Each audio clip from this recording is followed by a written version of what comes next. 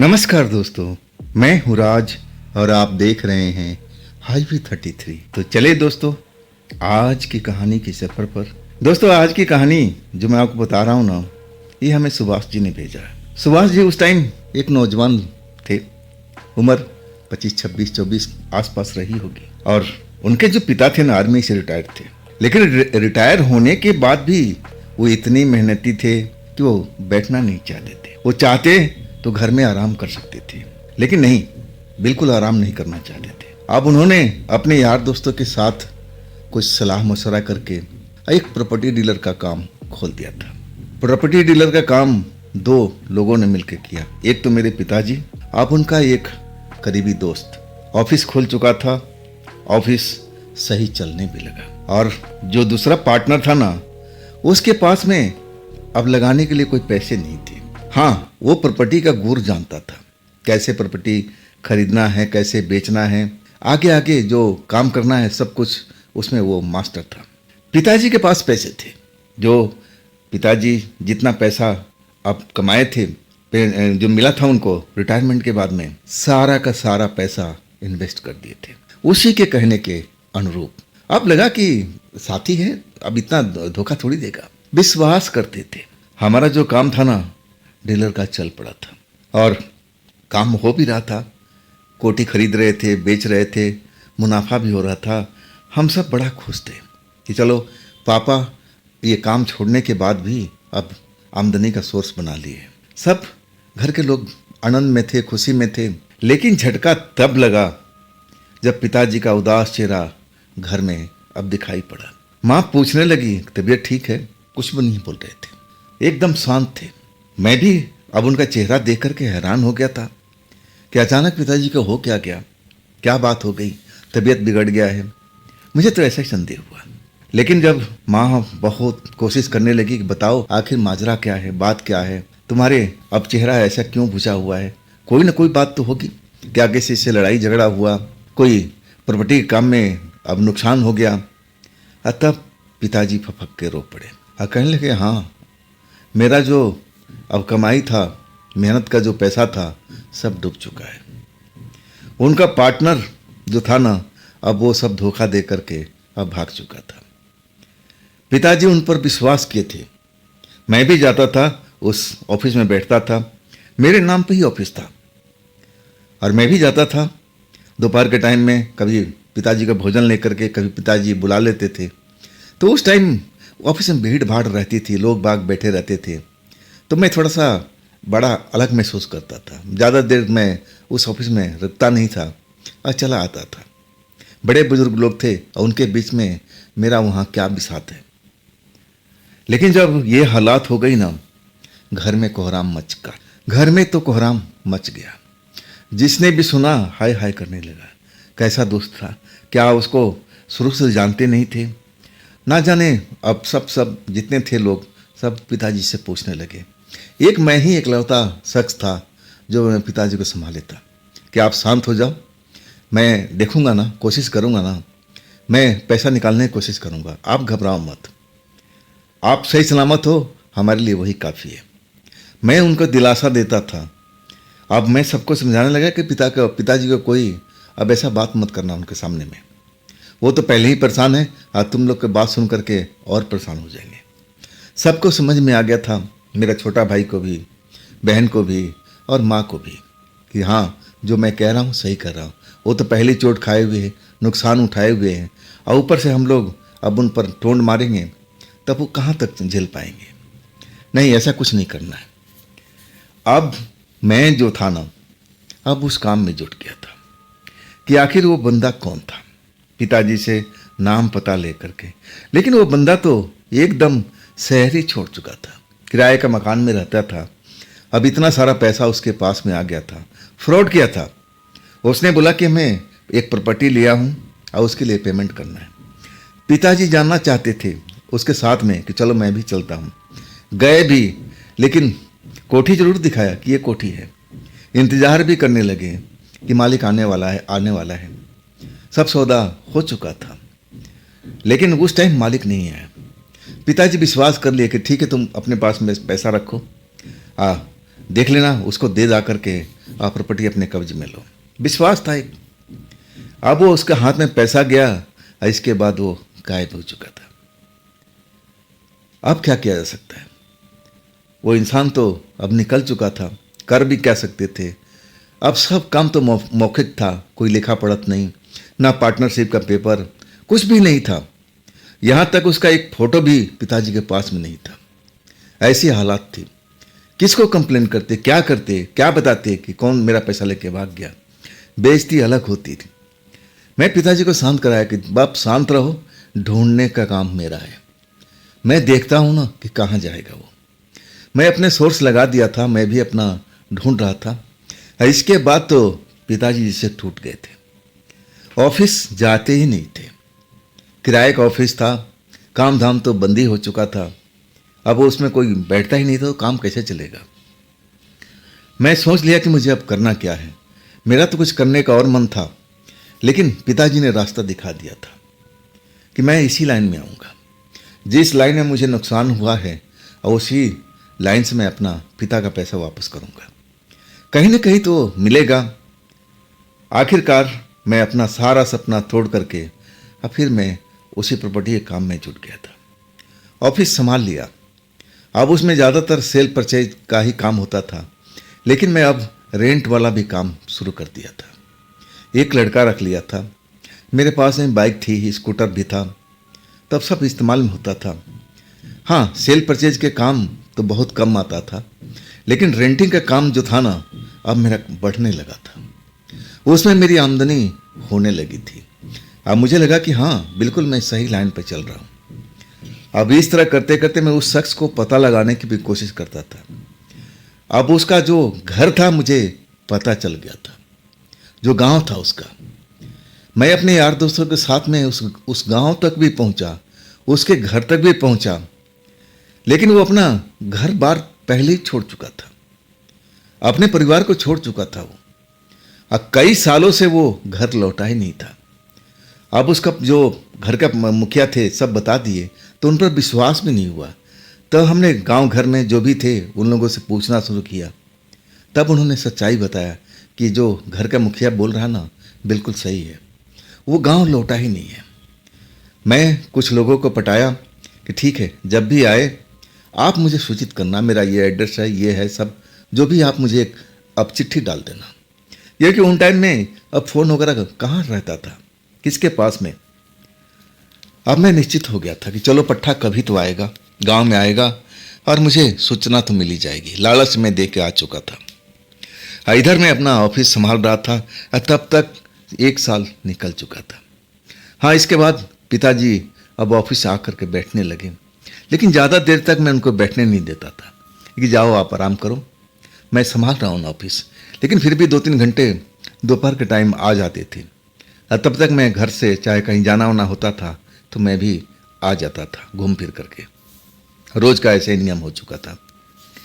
एक शाम की बात बता रहा हूँ, मैं एक किसी को प्रॉपर्टी दिखाने गया था और प्रॉपर्टी उसको पसंद भी आ गई थी। इसके बाद अब सौदे की बारी थी, सेल परचेज का मामला था और उसमें मेरे अपने पिताजी का राय भी लेना था। मैं बड़ा खुश था। अगर ये मेरी सौदा हो जाता ना तो बहुत सारा धन आने वाला था। मैं सोचा था कि चलो कुछ हमारा घाटा कम होगा अगर ये सौदा हो जाता। मैं बहुत खुश था।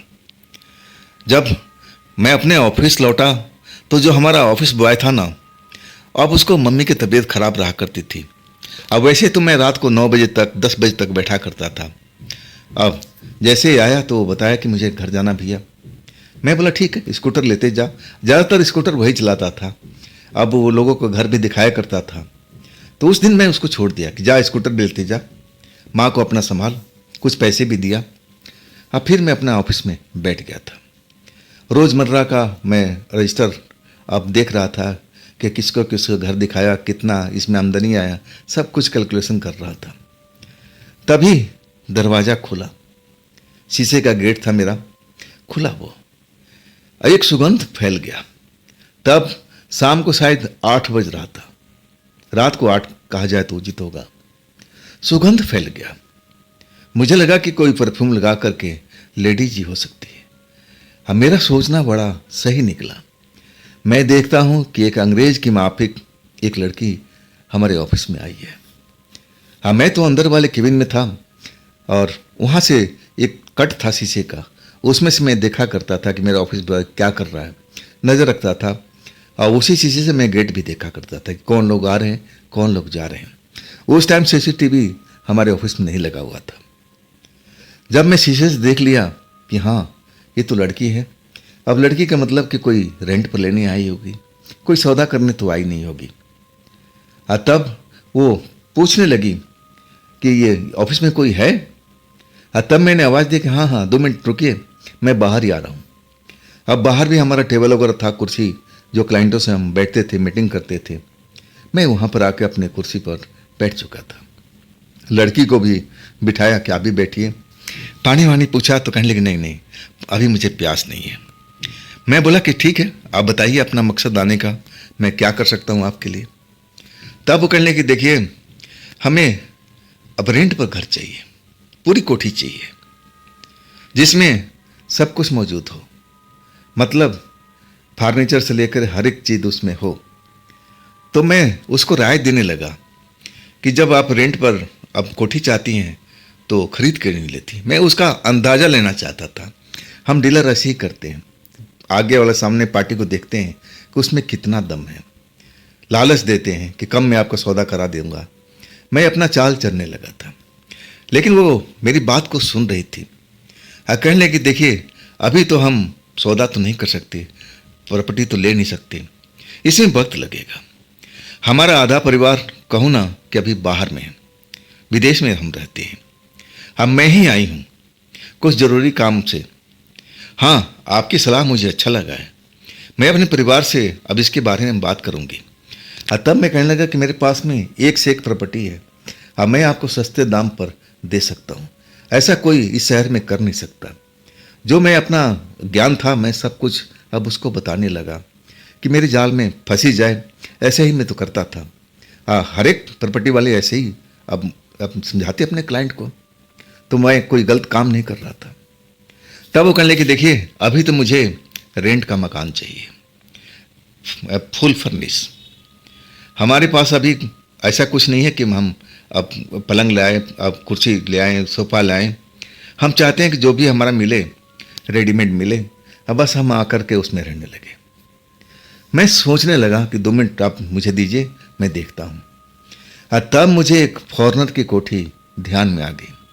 उसकी चाबी हमारे पास में थी, वो भी विदेश में रहते थे और वो हमें दे के गए थे कि कोई अच्छा परिवार मिले तब ये हमें रेंट पर देना। रेंट भी बता गए थे, रेंट भी बहुत ज़्यादा था और कह गए थे कि इस रेंट से कम पे अब कोशिश भी मत करना, बेशक हमारा कोठी खाली रहे, इससे मैं कम में दे नहीं सकता हूँ। वही कोठी मुझे ध्यान में आ गई। मैं कहने लगा कि हाँ, एक नज़र में तो आ रहा है, बड़ी सी कोठी है। आप लोग कितने लोग हैं? तब कहने लगे वो आप छोड़ दो, आप बताओ कि कितनी बड़ी कोठी है, क्या हम देख सकते हैं? मैंने बोला हाँ, चाबी है हमारे पास में। चाबी निकाला, कहने लगा आपके पास में कारोबार तो होगी। तब वो मुस्कुरा पड़ी, कहने लगे नहीं, अभी नहीं है मेरे पास में, अभी तो हम खुद ही आए हैं विदेश से। मैं अब उसकी हालात समझ रहा था। अब उसके पास में मैं देख रहा था कि बाकी में खाली हाथ थी। हाँ, उसका अपना पर्स था, कुछ और भी थैला था एक, और उसके अलावा कुछ नहीं था। फिर मैं बोलने लगा कि देखिए, आप विदेश में रहती हैं, कार पर चलने की आदत है, लेकिन मेरे पास में अभी कार नहीं है। हाँ, लेने की जरूर सोच रहा हूँ। मेरे पास में बाइक है, क्या आप बाइक में बैठना पसंद करेंगी? तब वो कहने लगे अरे बहुत बढ़िया, मुझे तो बाइक में बैठना बड़ा आनंद आता है, चलिए देरी किस बात की है। मैं बड़ा खुश हो गया। लड़की मुस्कुरा मुस्कुरा करके मेरे हर बात का जवाब दे रही थी। एक जो वो स्प्रे लगा रखी थी, जो खुशबू, वो तो मन का भाव अब और बढ़ा रहा था। एक अजीब सी मदहोशी जैसे मेरे को अब हो रहा था। इतनी खुशबू थी उसकी, इतनी सुंदर महक थी उसकी। मैं अपने बाइक चला रहा था, मेरे पीछे बैठी हुई थी। मैं तो ये चाहता था कि सफ़र कभी ख़त्म ना हो। मैं धीरे धीरे बाइक चला रहा था, उससे बातें कर रहा था। इस पल का मैं पूरा आनंद ले रहा था। मैं भी जवान था, ऐसा कभी मौका नहीं मिला, वो भी इतनी खूबसूरत अंग्रेज की माफिक लड़की कहाँ मिलती है भाई हमारे छोटे से शहर में। अब मैं पूरा उस वक्त का फ़ायदा उठाते हुए धीरे धीरे बाइक चला रहा था। तब वो कहने लगी, आप ऐसी धीरे बाइक चलाते हो क्या? अरे थोड़ा अब तेज भी चलाओ, मुझे भी तो कुछ मज़ा आया, इंजॉय आए, बाइक पर बैठने का आनंद मिले। मैं उसकी बात का मतलब समझ गया था। कहने लगा कि ठीक है, पहले मैं आपको अब वो कोठी दिखा दूं, अब आने वाला है। इसके बाद मैं कहूँ, आप कहोगे तो मैं पूरा शहर का चक्कर लगा दूंगा, तब आपको अब मेरी राइडिंग का पता लगेगा। वो हंस पड़ी। कहने लगी ठीक है, पहले आप मुझे अपना कोठी दिखा दीजिए। जगह आ चुकी थी। दरवाज़ा मैंने काफ़ी दिन से खोला नहीं था। हाँ, एक आध बार कोई क्लाइंट लेके पापा जरूर गए थे, लेकिन इतना महंगा किराया था कि देख करके वो लोग पीछे हट गए थे।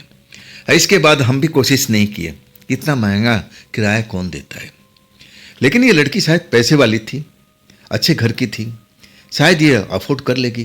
किराया तो मैं पहले बता दिया था और वो मान भी गई थी। सिर्फ देखना चाहती थी कि कैसा घर है। घर बिल्कुल एकांत में बना हुआ था। आसपास में और भी कोठी थी, लेकिन बीच बीच में गैप था। आगे गार्डन बना हुआ था। देखने में बड़ा शानदार जगह थी। वो शांत एरिया था। अब मैं ताला खोलने लगा तो जंग लग चुका था शायद अंदर में, पानी वानी बरसात से बड़ी मुश्किल से। अब मैं बहुत कोशिश कर लिया लेकिन खुल नहीं पाया। मैं थोड़ा निराश होने लगा। मैं समझाने लगा कि ये शायद पानी वानी पड़ने से ताला खुल नहीं पा रहा। तब वो कहने लगी, आप हटिए। लड़की बोलने लगी, आप हटिए, मैं ताला खोलने में एक्सपर्ट हूँ। मैं उसकी तरफ देखने लगा। मैं पीछे हट गया। अब वाकई में 2 सेकंड नहीं लगाया था उस ताले को खोलने में। अब मुस्कुरा के कहने लगी, देखिए खुल गया ना। एक ट्रिक होती है, वो ट्रिक मैं आपको फिर कभी बता दूंगी, आपको बड़ा आसानी हो जाएगी ऐसे तालों को खोलने में। मैं तो उसका ये ट्रिक देख करके हैरान हो गया था। मैं इतना जोर लगा चुका था तब भी ताला नहीं खुला और वो झटके में ताला खोल दिया था। खैर हम अंदर बढ़े। तब तक रात के 9:15 साढ़े 9 के आसपास हो चुका था। अब जो भी कॉलोनी था अब शांत था, पहले ही शांत था। वहाँ दिन में आने पर भी लोग बाग बाहर दिखाई नहीं देते थे, सब अंदर ही रहा करते थे। हाँ, कोई कोई अब आता जाता कभी कभी दिख जाता था। जब हम अंदर लाइट जलाए, कमरा तो साफ ही सुख था और अब जिम्मेवारी मेरे पापा को दिए हुए थे साफ सफाई कराने के लिए, तो वक्त वक्त पर कराते रहते थे। कमरा 2 मंजिल का था। पहले हम ग्राउंड फ्लोर दिखाए। लड़की देख करके अब लगने लगा कि हाँ ये अब सही है, इसके मतलब का घर मिल चुका है। फिर ऊपर वाला घर भी देखी और कहने लगी, हाँ ऐसा ही मुझे घर चाहिए था, ये किराया मुझे मंजूर है। मैंने बोला कि मकान मालिक 2 महीने का जो भी फॉर्मेलिटी होती थी उस टाइम में मैं सब कुछ बता दिया था। हाँ, तब कहने लगी, आप चिंता मत कीजिए, कल मैं आती हूँ, आइए मकान अब मेरे नाम हो चुका है। ये पकड़िए कुछ पैसे।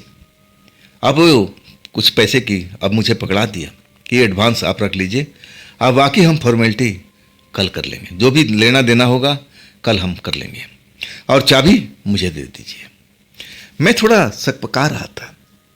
मैं इसके बारे में अपने पिताजी से बात करना चाहता था, मैं सलाह भी लेना चाहता था, लेकिन अब वो मौका नहीं था। तब थोड़ा सा मन में थोड़ा अलग लग रहा था। तब मैं कहा कि सुनिए, चाबी तो मैं कल आपको दूंगा, आप ऑफिस में आइएगा, और उस टाइम मेरे पिताजी भी होंगे। ये एक्चुअल में इनके दोस्त का मकान है। अब मैं चाहता हूँ कि ये सब कुछ काम होना सब उन्हीं के सामने में हो तो अच्छा रहेगा, मैं बीच में नहीं पड़ूंगा। तब वो मुस्कुरा के अपनी अदा दिखाने लगी। कहने लगी कि बताइए, आप डर रहे हैं? अरे आप ही के पिताजी हैं ना, आप उनको समझा दीजिएगा। और ऐसा मुझे उलझा दिया कि मुझे चाबी देना ही पड़ा। तब हमारी उससे दोस्ती भी हो चुकी थी। चाबी तो मैं दे दिया। अब मैं कहने लगा कि ठीक है, अब आप अपने जहाँ रहती हैं आप जा सकती हैं। कहाँ रहती हैं? तब कहने लगी, मैं अपने एक रिश्तेदार के पास रुकी हूँ, तो चलिए मैं रोड तक छोड़ देता हूँ और वहाँ से कोई ना कोई साधन आपको मिल ही जाएगा। मैं उसको बिठा के आया और रास्ते में अपनी ड्राइविंग का कमाल भी दिखा दिया। तब वो ज़्यादा इम्प्रेस हो गई थी, दोस्ती हमारी शुरू हो गई थी। देखने में भी बहुत पैसे वाली लग रही थी। उसके लिबास पहनने का तरीका अब मैं देख करके समझ ही बैठा था कि करोड़पति की तो होगी बेटी, इससे कम की तो अब बिल्कुल नहीं होगी। जो भी उसका रहन सहन था सब मैं देख लिया था। जब मैं घर लौटा ना तो पिताजी के उस बारे में बताया। तब कहने लगा कि हाँ तूने अच्छा किया बेटा, दे दिया किराया, चलो वो घर थोड़ा साफ सफाई होती रहेगी, नहीं तो मुझे ही जाकर के उसको साफ सफाई करना पड़ता है। चलो 2 पैसे की आमदनी भी हमारी भी हो जाएगी। अब उसमें भी हमारा कुछ कमीशन बनता था जो उनके द्वारा सेट किया हुआ था। पिताजी खुश थे। अब मैं उसको इंतजार कर रहा था अगले दिन अपने ऑफिस में। दिन में तो आई नहीं। हाँ 9 बजे के आसपास जब पिताजी चले गए थे दोपहर में इंतजार करके, तब वो आई नहीं। लेकिन जब रात को जब मेरा ऑफिस का बॉय चला गया था, क्योंकि उसकी माताजी की तबीयत खराब रही थी, मैं जल्दी भेज देता था, जा अपने माता पिता का सेवा भाव कर, अब ये काम तो चलता रहेगा। 9 बजे के आसपास में आई। उसकी खुशबू से मैं पहचान चुका था कि वही लड़की है। मैं अपने अंदर वाले केबिन से निकल के बाहर में आ चुका था। जो हमारी मीटिंग की टेबल थी, मैं उस पर अपना कुर्सी संभाल लिया था। तब मैं उससे पूछने लगा कि मैं पिताजी को अपना बता दिया हूँ और वो मान गए हैं। हाँ जो बाकी है अमाउंट आप मेरे को दे दीजिए। अपने बैग से अब वो सारा पैसा निकाल करके अब मुझे दे दिया कि अब तो ठीक है, अब तो मैं उस घर में रह सकती हूँ ना। मैं बोला कि हाँ आप रहो, आपका परिवार रहे, ये घर आपका हुआ, अब हमें इससे कोई लेना देना नहीं है। हाँ कोई समस्या आपके साथ में हो रहा हो, साफ सफाई ऐसी चीज़ आपको ध्यान रखना पड़ेगा, क्योंकि ये जिसका कोठी है ना वो बड़ा सफाई पसंद इंसान है। और कभी आ जाए उसका दौरा लग जाए तो घर का अपना कूड़ा बनते नहीं देख सकता। मैं जो भी बात था सामने रख दिया था। तब वो मुस्कुरा कहने लगी मैं भी सफाई पसंद हूँ, आप बेफिक्र रहिए, ऐसा नहीं होगा। तब मैंने अपना चाल चला कि देखिए मैं जो आपको सौदा बता रहा था ना, अपने परिवार में बात कीजिएगा, सौदा बड़ा सस्ता है और जैसे आपको कोठी दिखाया हूँ ना ऐसा ही कोठी है, आपको परिवार का पसंद आएगा, अब बहुत सस्ते रेट में आपको करा दूंगा। तब लड़की मुस्कुरा के कहने लगी आप चिंता मत कीजिए, बस मेरा परिवार बाहर से आ जाए, इसके बाद मैं आपको ज़रूर मिलाऊंगी। वैसे जब भी आप उधर उस एरिया में आएंगे तो मेरे पास होते हुए जाइएगा। लड़की ने मुझे अब बुला लिया था कि जब भी मैं उधर जाऊं तो ज़रूर मिलना। मैं तो बड़ा खुश हो गया था। सुंदर लड़की मिल चुकी थी, जवान थी, दोस्ती हो चुकी थी, और वो भी विदेश में रहने वाली पैसे वाले घर की बेटी थी। मेरा तो जैसे तकदीर भाग खुल गया था। मैं तो ना जाने कैसे कैसे सपने उसके बारे में देखने लगा था। लेकिन अभी बहुत सपना तो बहुत दूर था। मैं अपने फिर काम में बिजी हो गया और एक रात को मुझे उसी एरिया में जाना पड़ा। उसकी जो कॉलोनी थी उसी अगली कॉलोनी में किसी काम से, यही प्रॉपर्टी डीलिंग काम से। जब मैं उधर से घर दिखाकर एक क्लाइंट को लौटा तो रास्ते में ही वो कॉलोनी आती थी। अब मैं सोचा कि चलो मिलते हुए निकल जाते हैं, घर की थोड़ा साफ सफाई भी देख लेंगे कि वाकई में साफ सफाई है कि नहीं, घर में इनका परिवार आया है कि नहीं, लड़की अकेली रहती है या आपकी और कोई आ चुका है। मैं भी थोड़ा देखना चाहता था। दरवाजे पर पहुंचा, गेट तो खुला हुआ था बाहर का। अब मैं घंटी बजा दिया। कुछ ही देर के बाद दरवाज़ा खुलता है। गाउन में लड़की नज़र आती है, वैसी ही खुशबू जो मैंने अपने ऑफिस में महसूस किया था, वही खुशबू मुझे अभी भी महसूस हो रहा था। मुझे देख के बड़ा खुश हो गई। कहने लगी आज चांद हमारी गली में कैसे निकला। मैं शर्मा गया था। ऐसा मैं कभी महसूस ही नहीं किया था। मेरे बारे में ऐसा कोई आज तक बोला ही नहीं था। मैं तो शर्म से पानी पानी हो गया था। जवान जरूर था लेकिन ऐसा भी मैं नहीं था। लड़की से कभी वास्ता पड़ा ही नहीं था। मेरे जीवन में ये पहली लड़की थी जिसके साथ मैं थोड़ा इतना नज़दीकिया मैं अब करने वाला था, और उसी चाहत में यहाँ तक पहुँचा था। तब मुस्कुरा कहने लगे आइए आइए, आप ही का घर है, अंदर चलिए। जब मैं अंदर गया ना तो साफ सफाई बहुत अब सही ढंग से हुआ था। खुशबू मुझे महसूस हो रही थी। मतलब लड़की जो कही थी वाकई में सफाई पसंद है। और तब मैं कहा कि आपका परिवार आ गया क्या। वो कहने कि बस कुछ ही दिनों के अंदर में आने वाला है। मैं जब उसके बेडरूम में जाता हूँ वो मुझे बेडरूम लेके जाती है और पलंग पर बिठाती है, खुद ही बैठ जाती है और कहती है इधर कैसे आना हुआ। और तब मैं बताता हूँ कि आपके अगली कॉलोनी में एक मकान दिखाने आया था क्लाइंट को, अभी रास्ते में पड़ता था, मैं सोचा कि चलो आपसे मिलता भी चलूं। तो बताइए ऐसे कोई तकलीफ तो नहीं है। वो मुस्कुरा पड़ी। हाँ, कहने लगी जब आप जैसा दोस्त हो तो मुझे तकलीफ क्या होना है। बातों ही बातों में मैं सब कुछ समझ गया था कि उसके भी अब चाहत में ही था। अब मेरे चाहत तो वो थी ही। दोस्ती की शुरुआत हो चुकी थी। अब फिर उस टाइम में मैं उस जगह से निकलना ही चाह रहा था। मुझे अब लगा कि नहीं, अकेली लड़की है और रहना ठीक भी नहीं है। मैं समझता था, पारिवारिक व्यक्ति था, अगर कोई उस टाइम में उसके परिवार के लोग आ जाए, कोई दोस्त मित्र आ जाए तो ना जाने क्या क्या समझेंगे। लेकिन ऐसा रिश्ता हमारे साथ अभी उसका बना नहीं था। दूरियां थी, गैप था एक। मैं चलने लगा ना तो कहने लगे अभी तो आए हो और अभी निकल जाओगे।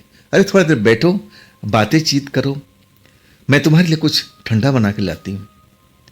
अब मेरा मना करने के बाद भी वो किचन की तरफ चली गई।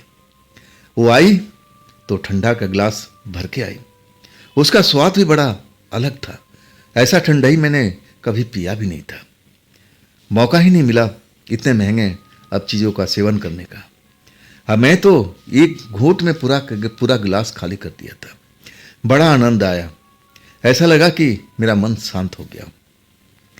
अब वो ही खेल मेरे साथ में शुरू हो गया था। अब उसमें जो दोस्ती की अब सब कुछ लक्षण दिख रहा था, अब वो सब सामने आ गया था। अब धीरे धीरे हम बहुत आगे अब बढ़ चुके थे। जो वो चाहती थी, जो मैं चाहता था, सब कुछ अब होता जा रहा था। तब मैं कहने लगा कि नहीं नहीं, देखिए थोड़ा सा गैप जरूर होना चाहिए, ये सब ठीक नहीं है। लेकिन लड़की कह रही थी कि अरे तुम कौन से जमाने को हो, अरे देखो हम विदेश में रहते हैं, यही सब चलता रहता है। मैं उसको समझाने लगा ये विदेश नहीं है, ये हमारा भारत है, हमारा इंडिया है। हमने आज तक ऐसा कभी देखा नहीं है। हमें थोड़ा दूरी बना कर रखना चाहिए। हाँ, हम प्यार करते हैं तो हम उस मंजिल तक पहुंचने की कोशिश करते हैं, आखिरी मंजिल शादी का। मैं उसको समझाने की कोशिश कर रहा था, वो मेरी बात में हंस रही थी। फिर बाहों में भर लिया। कहने लगी कि हमारे विदेश में ऐसा कुछ नहीं होता है। मैं भी इंसान था, मैं भी बहक गया उसके बहकाव में। इसके बाद तो हम दोस्त क्या ना जाने क्या क्या बन चुके थे। मैं भी खुश था और लड़की तो खुश थी ही। तब मैं समय देखा तो समय ज़्यादा हो रहा था। मैं कहने लगा कि अब आप आराम करो, मैं अपने घर चल रहा हूँ, मेरे परिवार वाले ढूंढ रहे होंगे। आपके परिवार वाले कब तक आ जाएंगे? आप तब कहने लगे बड़ा आप परिवार कर रहे हो, क्यों परिवार से मिलना है, क्या मैं तुम्हें अच्छी नहीं लगती? मैं कहने लगा वो मेरा मकसद नहीं था। आप अकेली रहती है ना, तब मुझे थोड़ा सा डर लगा रहता है। लड़की जाते ना, आप भी समझा करो। तब मेरी तरफ देख करके मुस्कुराई। किसकी हिम्मत है मेरे सामने खड़ा होने की? मैं देख लूँगी एक एक करके। अब उसकी मैं ये हाव भाव देख करके मैं हंस पड़ा था। मैं कहने लगा कि मैडम जी, आप लड़की जात हो, आप समझा करो, ये विदेश नहीं है, ये हमारा भारत है। तब वो भी हंस पड़ी थी। मैं भी उस घर से विदा लिया। मन बड़ा प्रसन्न था। मैं तो अब उधर चला गया था, लेकिन मुझे क्या पता था कि सब कुछ मेरे लिए सजा कर रखा हुआ है। लड़की तो जैसे मेरा ही इंतजार कर रही थी। अब एक बार जो अब वो सब पहल हो गया, मैं तो सोचने लगा कि अब उसके पास मैं रात में जाऊं। कोई ना कोई बहाना ऐसा करता था कि मैं उसके नज़दीक पहुंचने की कोशिश करता था। और रात में अब घर पहुंचने में देर होता था तो पिता भी पूछते थे कि आजकल कहाँ बिजी हो गया है, सुभाष कहाँ रहता है आजकल?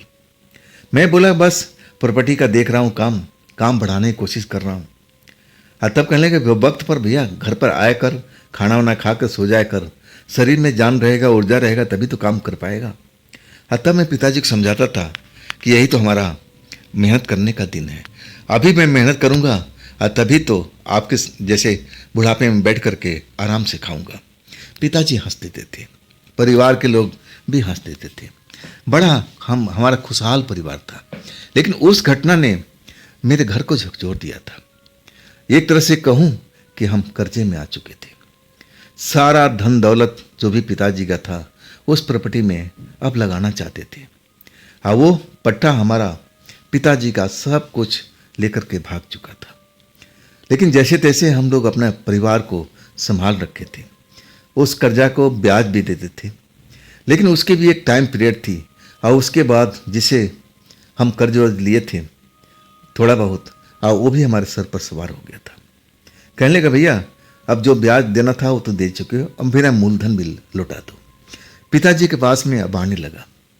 पिताजी उसको समझाते थे कि देखो अभी हमारे पास में पैसे नहीं हैं, अगर होता तो सबसे पहले आपको देते, और वो भी लाखों में रुपया था। अब मेरे को भी खबर लगी कि अगला हमारे पास में घर पर आ रहा है, पिताजी को धमका रहा है, तो मैं भी उसके ऑफिस में जाके मिला। हाँ, वो मेरे साथ भी ऐसा ही बिहेव करने लगा। कहने लगा भाई मेरा पैसा जो है मैं जानता हूँ कि डूबेगा नहीं, लेकिन मैं इतना लंबा इंतज़ार नहीं कर सकता। हर हाल में मुझे अपना पैसा चाहिए, और नहीं तो पैसा निकालना मुझे आता भी है। वो गुंडे मवाली टाइप के लोग थे, उनका काम ही था इधर से उधर लेन देन करना अपने ताकत के बल पर, और मेरे पिताजी तो गलत फंस गए थे। अब मैं यही सोच रहा था कि मेरे घर का इज्जत चली जाएगी, तो मैं करूं क्या, कहाँ से पैसा इतना सारा लेके आऊं लाखों रुपए के हिसाब में। मुझे कुछ नहीं सूझ रहा था, और उस टाइम कोई प्रॉपर्टी का लेन देन भी नहीं हो रहा था। किराए का काम ज़्यादा हो रहा था, कमीशन मिलता था। अगर कोई मोटा काम हो जाता प्रॉपर्टी का तो मैं उसका कर्जा उतार भी देता। हाँ, सौदा तो एक हुआ पड़ा था, लेकिन उसमें टाइम भी था। अब उतना इंतज़ार भी नहीं करना चाहता था वो। तब मुझे लगा कि मुझे उस लड़की से मदद लेनी चाहिए। क्या पता उसके पास में पैसा हो। अब 2 महीने तक मेरे पास पैसा आ ही चुका है, आ जाएगा, ये प्रॉपर्टी मेरी निकल जाएगी, तो अब मैं पैसा उसको वापस कर दूंगा। मैं सोच समझकर उसके पास में गया। मुझे देख करके हमेशा की तरह खुश नज़र आई, स्वागत किया। हम अब उसके साथ बैठे, अब नाश्ता पानी सब कुछ कराती थी। अब इसके बाद में मेन मकसद पे आ गया था। मैंने अपना सब कुछ बताने लगा कि देखो हम थोड़ा परेशानी में फंसे हुए हैं, और जो कर्जे वाला है हमारे पिताजी को आकर धमका रहा है। अगर आपके पास में कुछ है कैश तो आप हमारी मदद कर सकती हो, और 2 महीने के बाद हम आपको लौटा देंगे। वो मुझे देख करके मुस्कुराने लगी और कहने लगी ये लौटाने वटाने का शब्द कहाँ से सीख लिया। अरे है जो मेरे पास में है मैं तुम्हें दे दूंगी। हाँ, अगर तुम्हारे पास में आ जाए तो ये हम दोस्त की तरह है ना, आपस में लेन देन करते रहेंगे। अब इसमें कोई टाइम का पीरियड थोड़ी होता है कि मैं 2 महीने में लौटा दूंगा, ये क्या मतलब है। अरे जब तुम्हारे पास में आए, अगर मुझे जरूरत पड़ती है तो मैं आपसे मांग लूंगी, बात बराबर। मैं बड़ा खुश हो गया था। पूछने लगे कितना रुपया चाहिए। मैं लाखों रुपए का बताया कि देखो इतने लाख रुपए चाहिए। लड़की कुछ देर तक सोचती रही और कहने लगी कि बस मुझे 1 दिन का टाइम दो, कल रात को आना और ले जाना कैश, मैं प्रबंध करा दूंगी। मैं तो बड़ा खुश हो गया था कि चलो मेरी दोस्त ऐसी वैसी नहीं है, ये तो पैसे वाली बाप की बेटी है। अब देखो इतने लाख रुपया मैंने मांगा और उसने जरा भी नहीं सोचा। कहने लगी बस 1 दिन का मोहलत दो, अगले शाम को आकर ले जाना। मैं बड़ा खुश हो गया था। और फिर मैं उसके घर से विदा हो चुका था। रास्ते भर में सोचता रहा कि ये बात अपने पिताजी को बताऊं या ना बताऊं। मैं कहना कि नहीं, अभी ऐसे चलने देते हैं, पर अभी तो इसके परिवार से मैं मिला भी नहीं, ना जाने इसका परिवार कैसा है होगा, क्या अब वो मुझे पसंद करेंगे नहीं करेंगे। मेरा इरादा उस लड़की से शादी करने का था, और वो लड़की तो मुझ पर बिल्कुल लट्टू थी। अब मैं भी उसको बहुत ज़्यादा पसंद करता था, अब हमारा पसंद मिलता भी था। मैं यही सारा सोचते सोचते घर पहुंच गया था। अब हम सारी बात बताएं लड़की की बात छोड़ करके कि पिताजी आप निश्चित हो जाओ, मैं पैसे के कहीं अपने दोस्तों से इंतजाम किया हूँ, कल शाम तक मिलने का आसार है, और जैसे मिल जाएगा ना तो मैं उसके ऑफिस में जा कर के पैसा दे आऊँगा, टंटा काटेंगे। हाँ, रहा अपने दोस्तों के पास जब उस प्रॉपर्टी का पूरा पैसा आ जाएगा तब हम अपने दोस्त को लौटा देंगे। पिताजी बड़ा खुश हो गए थे। मैं इतना अब बड़ा हो चुका था उनके सामने में, और वो तो मुझे बच्चा ही समझते थे। अभी भी हर वक्त कुछ ना कुछ समझाते रहते थे, अब मैं भी उनकी बात को अब सुनता भी था, एक छोटे बच्चे की तरह। अब इस बीच वही हुआ, शाम के टाइम मैं उसके घर में जाता हूँ, और वहाँ तो सारा रुपये का प्रबंध करके रखी हुई है एक थैले में। कहने लगी ये थैला भरा हुआ है, गिनना है गिन लो, अब जो काउंट करना है कर लो, अब इसके बाद तुम्हारी जिम्मेवारी है। फिर भी मैं विश्वास किया उस पर, और वो सारा पैसा ले जा कर के मैं अपने पास नहीं रखा, सीधा अब वो कर्जे वाले के मैं दे दिया कि भैया ये कर्जे का पैसा है और आप गिनती कर लो।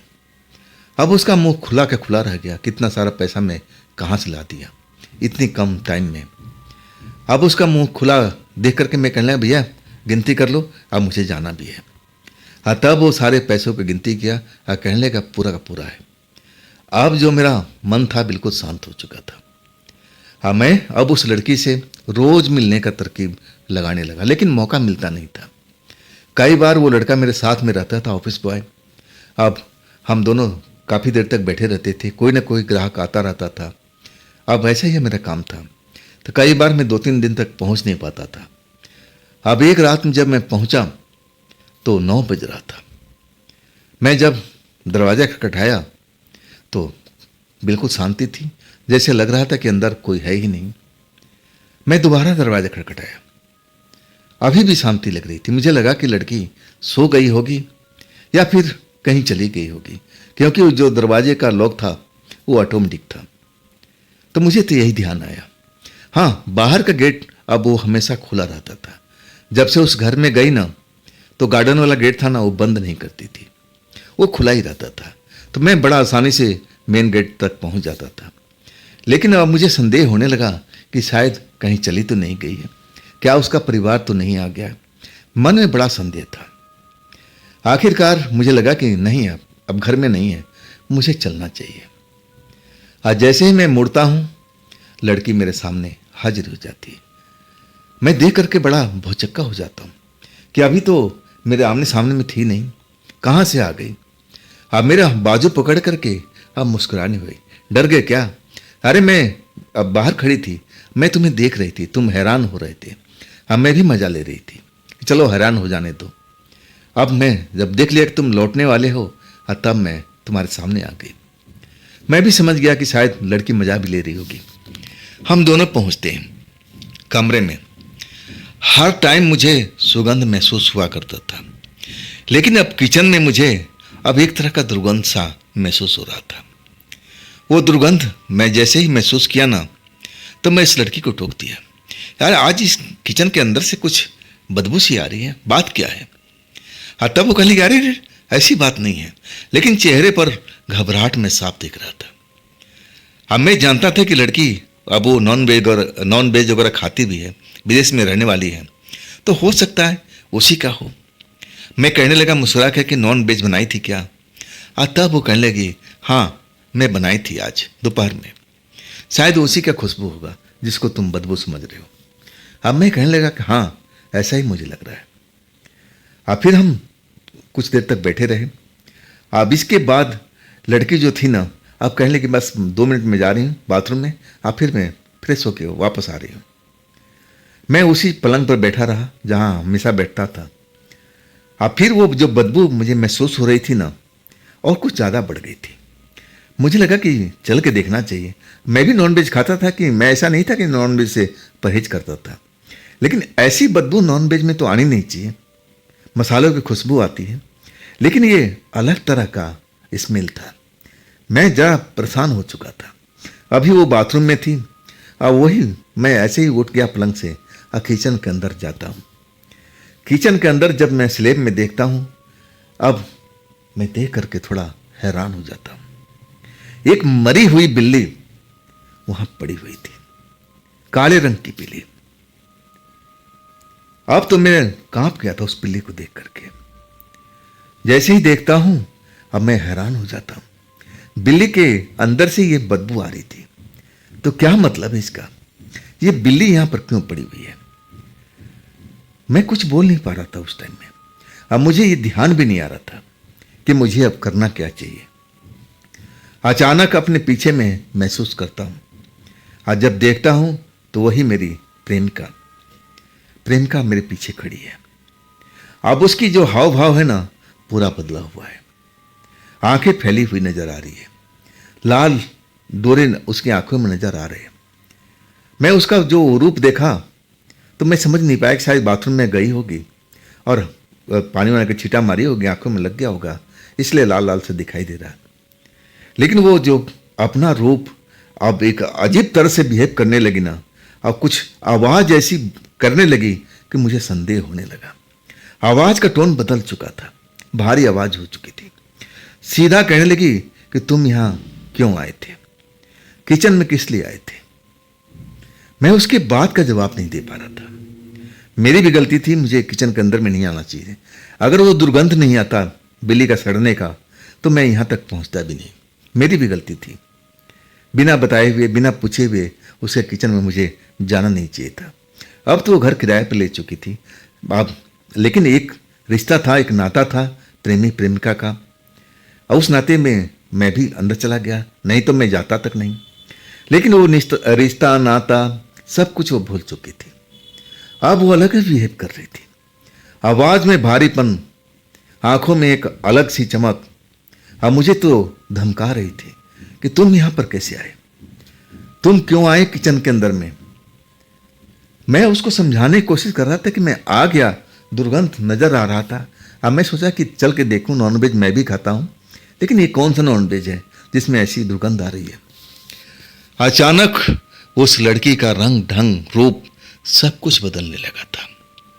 देखते ही देखते मेरे आंखों के सामने उसका सुंदर चेहरा अंग्रेज की तरह लगती थी, अब सब कुछ बदलने लगा था। देखते देखते काले रंग में परिवर्तित हो चुकी थी। अब जो सुनहरे बाल थे उसके, अब बाल काले और ऐसे जैसे कभी नहाया तक ना हो। अपनी असली रूप में अब मेरे सामने आ चुकी थी। एक वो अब शैतानी आत्मा थी, हम उसको अब सरल भाषा में चुड़ैल भी बोल सकते हैं। लेकिन वो दुष्ट आत्मा थी एक, जिसके साथ मेरा अफेयर हो चुका था। अब मैंने उससे कर्ज भी लिया था, लाखों रुपए। एक छोटी सी बात के ऊपर में अब मेरे साथ में ऐसा, और उसने सही किया कि उस टाइम अपना रूप दिखा दिया। नहीं तो मैं उसके प्यार के चक्कर में ना जाने मेरे साथ में क्या क्या होता आगे चल करके। मैं तो हो सकता कि मेरा पूरा परिवार ही बर्बाद हो जाता। मैं कांप गया था उसका असली रूप देख करके। और तब तक उसके हाथ में लंबे लंबे नाखून भी निकल आए थे। मैं बिल्कुल डर चुका था। मैं तो भागने की सोचने लगा, लेकिन मुझे रास्ता ही नहीं मिला। मैं डरपोक इंसान में से नहीं था कि मैं डर जाता। हाँ, इतना तो मैं डर चुका था कि जो मेरी प्रेमिका थी वो इंसान तो कभी हो ही नहीं सकती। वो एक सरल भाषा में कहूँ चुड़ैल थी, और चुड़ैल शायद अपना कई रंग रूप ले सकती है, और उसने मुझे अपना वही रूप रंग दिखाया जिसे मैं मोहित हो चुका था। मैं तो खौफ में था, भागने के जुगाड़ में लगा हुआ था, लेकिन जगह नहीं मिल पा रही थी। अचानक अपना लंबा हाथ बढ़ाकर मेरे गले में अब अपना हाथ पंजा डाल दिया था। लंबे लंबे नाखून जैसे मुझे चुभो करके मेरे गला को रेतना चाहती हो। अब मैं समझ गया था कि मैं शायद जिंदा बच नहीं पाऊंगा। अब मेरे साथ में सब कुछ यहीं ख़त्म हो जाएगा। मैं अपने घर तक पहुंच नहीं पाऊंगा। मेरे परिवार वाले ढूंढते रह जाएंगे कि मैं कहाँ गुम हो गया, पता भी नहीं चलेगा। जैसे ही सड़ी हुई बिल्ली को खाने वाली थी, शायद ये मुझे भी ऐसे ही सड़ा के खा लेती, खाएगी। मैं सब कुछ अपना भविष्य देखने लगा था कि मैं बस कुछ ही देर का मेहमान हूं, अब मैं बच नहीं पाऊंगा। लेकिन मैं दुहाई देने लगा कि देखो, मैं तुमसे प्यार करता हूं, और तुम देखो मेरी इतनी बड़ी गलती नहीं है। मैं यहां पर देखने आ गया, अब प्रेम के नाते मुझे माफ कर दो। मैं तो तुम्हें हमेशा प्रेम करता रहूंगा, चाहे रूप तुम्हारा कोई भी हो। अब तो हम एक साथ में रहते हैं ना, एक साथ प्रेम करते हैं, अब इसलिए तुम मुझे छोड़ सकती हो, इतना तो कर दो। मैं उसको बहलाने फुसलाने सब कुछ करने लगा। मैं प्रॉपर्टी डीलर था, इतना तो खेल में जानता ही था। अचानक उसका रूप ढंग अब बदलने लगा था। अब फिर वो देखते देखते कुछ देर के बाद में अब वो ऐसे ही मुझे नजर आ रही थी। मैं अभी भी अंदर से डरा हुआ था, खौफ में था। मुझे मौका मिलता तो मैं भाग लेता। और तब वो मुस्कुरा करके मेरा हाथ अभी भी, अब जो उसका हाथ था मेरे गले पर था, अब कहने लगी कि तू सही कह रहा है ना, तू मुझे छोड़ के तो नहीं जाएगा ना, तू अपना अब यहीं पर मेरा ठिकाना बनाएगा ना, जैसे तू अब मिलता है तो मिलता रहेगा ना। मैं कहने लगा हाँ, डरे हुआ था, मैं बहुत डर से कांप रहा था। अंदर ही अंदर, लेकिन उसको दिखा नहीं रहा था कि मैं इतना डरा हुआ हूँ। अब मैं कहने लगा, हाँ मैं जैसा मैं प्रेम करता था अब वैसा ही प्रेम करूँगा, तुम मेरी जान को बख्श दो। तब वो अपना पंजा मेरे हाथ गले से हटाया। फिर मुस्कुरा के कहने लगी, चलो अच्छा हुआ, नहीं तो मैं तुम्हारा जान ले लेती। मैं बहुत डरा हुआ था। तब मेरे पीछा नहीं छूट रही थी आसानी से। फिर मुझे अब उसी पलंग पर लेके गई। कहने लगी कि देख, ये बात को अपने परिवार में किसी को नहीं बताएगा, ना कोई जानने वाले को, ना अपने मित्र को, ना अपने किसी दोस्त को। देख, मैं तुझे निराश नहीं करूंगी, मैं तुझे वक्त वक्त पर मदद करती रहूंगी। जो भी तुझे चाहिए तो मुझसे मांग लिया कर, पैसा कौड़ी धन दौलत जो भी। अब मुझे वो लालच दे रही थी, लेकिन मैं समझ गया था कि मैं एक बार फंसा हूं, इस घर से मैं दोबारा निकल गया ना तो दोबारा इस घर में कभी नहीं आऊंगा। मैं तो अपने मन में सब कुछ प्लान कर लिया था, लेकिन वो मुझे बहलाने फुसलाने सब कुछ कर रही थी कि देखो मैं एक प्रेतात्मा हूं, तुम मुझे पसंद आ गए थे, तभी मैं ये सब ढोंग किया था। मैं तुम्हें पाने के लिए, मेरा मकसद ही तुम थे। मैं तुम्हें पाके बड़ा खुश थी। अगर तुम मुझे गुस्सा नहीं दिलाते ना, तुम किचन में नहीं जाते, उस बिल्ली को नहीं देखते, तो शायद मैं अपना असली रूप कभी नहीं दिखाती। मैं अपने गुस्से पर कंट्रोल रख नहीं पाई। अब मैं अपनी औकात पर आ गई थी। लेकिन देखो, जो भी तुम्हें मदद चाहिए मैं तुम्हें करूंगी, जो भी धन की जरूरत पड़ेगी मैं तुम्हारे साथ हमेशा हाजिर रहूंगी। लेकिन बदले में तुम भी वही काम करोगे, मुझसे प्रेम करोगे, आते जाते रहोगे, वक्त वक्त पर हम मिलते रहेंगे। अगर तुम ये बात को मानते हो तो मैं तुम्हें आराम से जाने दूंगी। वचन दो। अब मेरे पास में क्या था? कुछ भी नहीं था। मैं तो वचन दे सकता था आसानी से। अब मैंने वचन भी दे दिया। कहने लगा कि मैं आता जाता रहूँगा। हाँ, आपने आप सही किया है, मुझे धन दौलत की जरूरत पड़ती रहती है, तो मैं आपको कैसे छोड़ सकता हूँ। तब वो मुस्कुरा के कहने लगे, इसी में तेरा फायदा है, अब भूलना मत। अब आज जा, तू अपने परिवार में जा, लेकिन बताना मत मेरे बारे में किसी को भी। हम ऐसे ही मिलते रहेंगे। मैं बेहद डरा हुआ था, खौफ में था कि कैसे मैं इस घर से निकलूं, कब मैं अपने घर लौटूं, मैं अपने पिता को सारी बात बताऊं, तब मुझे चैन पड़ेगा। नया जीवन मिला था मुझे उस वक्त में। अगर वो उसी गुस्से में मुझे मार देती, अगर मैं उसको बहलाता नहीं फुसलाता नहीं, तो शायद वो मुझे जिंदा नहीं छोड़ती। अब मेरा वो प्रॉपर्टी डीलिंग का काम आ गया था उस टाइम में। मैं अपने घर पहुंचता हूं तो घर वाले मेरा इंतजार कर रहे हैं। कहाँ था? मेरी तो हालत इतनी ख़राब थी कि मेरे परिवार के लोग देख कर के पहचान चुके थे कि मैं कोई बड़ा मुसीबत से आया हूँ। मेरे पिता अकेले में बुलाए, कहने लगे कोई नुकसान तो नहीं हुआ प्रॉपर्टी में। अब उनको तो यही फिक्र हमेशा सताती थी। तब मैं कहने लगे नहीं, नुकसान नहीं हुआ है पिताजी, हम एक ऐसे जाल में फंस गया हूँ, अब आगे आप ही रास्ता बताओगे। मैं एक एक करके सारी बात बताता गया उस लड़की के बारे में। जब पिताजी ने सारी बात सुना ना, कहने लगे तू चिंता मत कर, मैं सब कुछ संभाल लूंगा, बस उस एरिया में तू जाना मत। मैं एक ऐसे बाबा को जानता हूँ, कल ही जाता हूँ उस बाबा को लेकर उस घर में। वहाँ पर मैं कोई पूजा पाठ करवाऊँगा, देखना उसके बाद तेरे जीवन में कभी नहीं आएगी। हाँ, उस एरिया में तू जाने से बचना। बाकी में पिता ने मेरा ऐसा जो बोला था और उन्होंने ऐसा ही करवाया था। उस घर में जाकर के पूजा पाठ करवाया था, हवन कराया था, और इसके बाद वो सब कुछ शांत हो गया था मेरी नज़र में। ना मेरी प्रॉपर्टी के ऑफिस में वो लड़की आती थी। अब मैं तो उस कॉलोनी में जाने से भी डरता था। अगली कॉलोनी में जाता था तो मैं लंबा रास्ता लेता था घूम करके, और वो भी अकेले, तो रात के टाइम कभी नहीं जाता था। जब साल भर हो चुका था ना, तब मुझे थोड़ा चैन पड़ा था कि हाँ, अब हमारी उससे मुक्ति हो गई है। मैं ऐसे एक लड़की के प्यार में कैसे फंस गया, मैं उसको पहचान क्यों नहीं पाया। अब मैं पहचानता कैसे, एक मैं नॉर्मल मनुष्य हूँ, मैं कैसे जान सकता हूँ कि वो क्या है। वो तो अपना भेष अब कई रंग रूप में ले सकती है, मैं कैसे पहचानूंगा। और वही बात मेरे पिता कहते थे कि बेटा, इसमें तेरा कसूर नहीं है। अगर तेरी जगह मैं भी होता ना, या फिर और कोई भी होता ना, तब भी उस लड़की के जाल में फंस जाता। उसका मेन मकसद ही था तुझे फंसाने का। रुपये पैसे का देख, अब वो इतना जल्दी इंतजाम कहाँ से कर दिया, लाखों रुपए।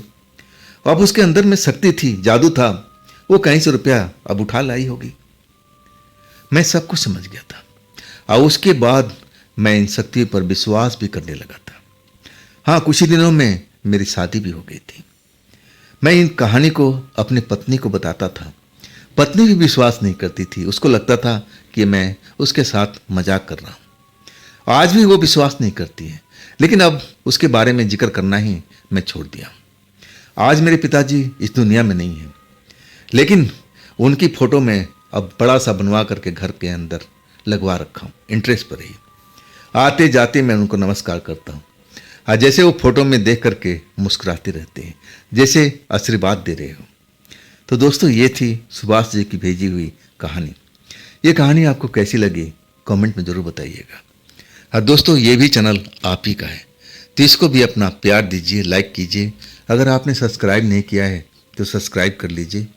और आपके पास भी ऐसी कोई घटना है तो आप भेजना चाहते हो तो आप मुझे इंस्टाग्राम पर या मेरे मेल आईडी पर या मेरे व्हाट्सएप नंबर पर अपनी घटना को आप भेज सकते हो। तो दोस्तों, फिर हम कल मिलते हैं इसी चैनल पर और इसी टाइम पर। आप लोग अपना ख्याल रखिएगा। नमस्कार।